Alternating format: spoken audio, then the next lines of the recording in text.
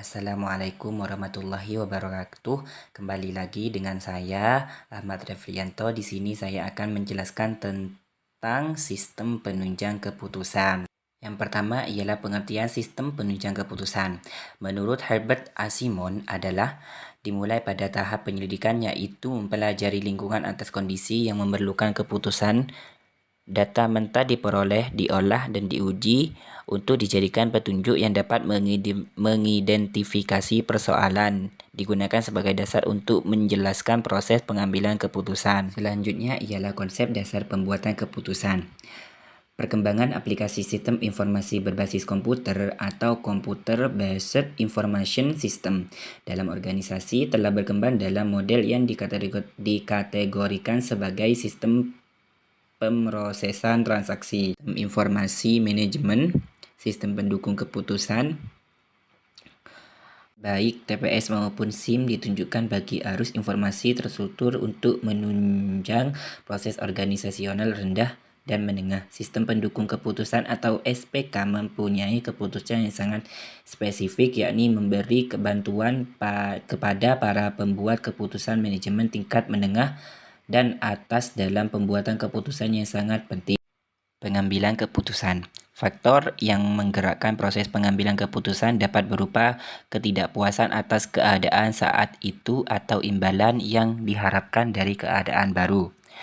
Nah, proses pengambilan keputusan itu ada 5. Yang pertama adalah pengenalan persoalan atau kebutuhan untuk pengambilan keputusan. Yang kedua adalah analisis dan laporan alternatif. Yang ketiga, pemilihan di antara alternatif yang ada. Yang keempat, komunikasi dan pelaksanaan keputusan. Dan kelima ialah langkah lanjut dan umpan baik hasil keputusan. Selanjutnya ialah cara menggunakan informasi dari sistem penunjang keputusan. Pada dasarnya, dua pengguna informasi dari DSS oleh manajer, yaitu untuk mengidentifikasi, untuk mendefinisikan masalah dan memecahkan masalah tersebut. Pendefinisian masalah adalah usaha definisi dari pendekatan sistem. Ada 2 laporan yang dapat digunakan dalam sistem penunjang keputusan. Yang pertama itu adalah laporan berkala dan khusus. Yang kedua, laporan lengkap dan ringkas. Selanjutnya, model sistem penunjang keputusan. SPK merupakan produk gabungan antara keputusan terstruktur dan tidak terstruktur. Masalah terstruktur merupakan suatu masalah yang memiliki struktur masalah pada 3 tahap. Pertama yaitu intelijen, yang kedua rancangan, dan ketiga pilihan. Masalah tak terstruktur merupakan masalah yang sama sekali tidak memiliki struktur pada 3 tahap di atas. Masalah semi struktur merupakan masalah yang memiliki struktur hanya pada 1 atau 2 tahap. Pada saat ini, suatu pendekatan sistematis untuk memecahkan masalah telah diciptakan yang terdiri dari 3 jenis usaha. Yang pertama itu persiapan, yang kedua definisi, yang ketiga solusi. Pendekatan sistem dalam penunjang keputusan. Proses pemecahan masalah secara sistematis bermula dari John Dewey, seorang profesor fisiologi di Columbia University pada awal abad ini. Dalam bukunya tahun 1910, ia mengidentifikasi 3 seri penilaian yang terlibat dalam memecahkan masalah untuk kontroversi secara memadai, yaitu yang pertama adalah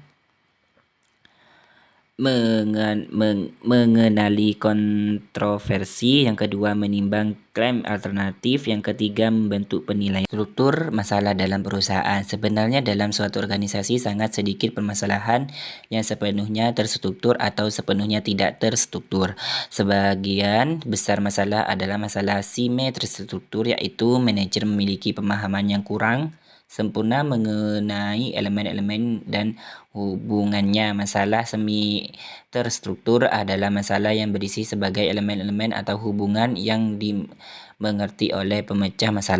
Tahap pemecahan masalah. Dalam memecahkan masalah, kita berpegangan pada 3 jenis usaha yang harus dilakukan oleh manajer, yaitu usaha persiapan, yang kedua usaha definisi, dan yang ketiga adalah usaha solusi atau pemecahan. Yang pertama, usaha persiapan. yaitu mempersiapkan manajer untuk memecahkan masalah dengan menyediakan orientasi sistem. Yang kedua, usaha definisi mencakup mengidentifikasikan masalah untuk dipecahkan dan kemudian memahaminya. Yang ketiga, usaha solusi mencakup mengidentifikasikan berbagai solusi alternatif, mengevaluasi, memilih salah satu yang tampaknya terbaik, menerapkan solusi itu dan membuat tidak lanjutnya untuk meyakinkan bahwa masalah itu terpecahkan. Pemecahan masalah. Pemecahan masalah berarti tindakan memberi respon terhadap masalah untuk menekankan akibat buruknya atau memanfaatkan peluang keuntungannya. Pentingnya pemecahan masalah bukan didasarkan pada jumlahnya waktu yang dihabiskan, tetapi pada konsekuensinya. Keputusan adalah pemilihan suatu strategi atau tindakan. Stereotik SPK. Nah, SPK berbeda dengan SIM tradisional. Sistem informasi manajemen tradisional berorientasi produk yang menghasilkan keluaran, sedangkan SPK berorientasi proses di mana fokus SPK adalah pada interaksi pembuat keputusan dengan sistem tersebut, bukan pada keluaran yang dihasilkan. Pembuat keputusan dalam organisasi terjadi pada 3 level utama, yaitu level strategis, manajerial, dan operasional. Keputusan pada level operasional merupakan keputusan-keputusan terstruktur, yaitu keputusan-keputusan di mana semua atau sebagian besar variabel-variabel yang ada diketahui dan bisa diprogram secara menyeluruh dapat diotomatiskan. Pengguna SPK. Nah, penggunaan SPK tidak terbatas untuk manajer dari level menengah sampai ke level tinggi, tetapi dapat digunakan oleh individu. Pengguna memiliki gaya pembuatan keputusan tersendiri, kebutuhan yang berbeda, serta tingkat pengalamannya sendiri-sendiri. Oleh karena perancang SPK perlu mempertimbangkan atribut-atribut khusus sehingga memungkinkan pengguna berhasil berinteraksi dengan sistem. Konsep pembuatan keputusan yang pertama adalah pembuatan keputusan berisiko. Pembuatan keputusan dan klasik biasanya mengasumsi keputusan yang dibuat berdasarkan 3 rangkaian kondisi, yaitu kepastian, ketidakpastian, dan risiko. Gaya pembuatan keputusan. Parameter gaya pembuatan keputusan didasarkan pada cara di mana informasi dikumpulkan, diproses, dan digunakan, serta bagaimana informasi dikomunikasikan dan diterapkan. Fase penyelesaian masalah. 3. Fase penyelesaian masalah yaitu kecerdasan, perancangan, pemilihan, pembuatan keputusan kriteria ganda.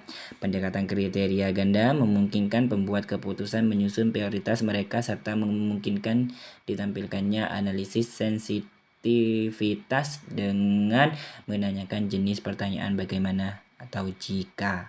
Yang terakhir ialah sistem ahli jaringan saraf dan perangkat-perangkat keputusan lainnya. Sistem ahli adalah sistem-sistem pemikiran berdasarkan aturan yang dikembangkan untuk bidang keahlian tertentu. Jaringan saraf dikembangkan dengan menyelesaikan sejumlah masalah dari satu jenis dan membiarkan perangkat lunak mendapat umpan balik atas keputusan-keputusan yang diambil, mengamati apa yang dilibatkan sehingga keputusan tersebut berhasil. Kedua model di atas disebut di bidang kecerdasan buatan. I disebut SPK karena menuntut pembuatan keputusan manusia melakukan identifikasi terhadap masalah-masalah yang ada, menambah pengetahuan dan melakukan analisis sensitivitas. Terima kasih. Sekian itu penjelasan dari saya. Semoga bermanfaat untuk teman-teman semuanya. Wassalamualaikum warahmatullahi wabarakatuh.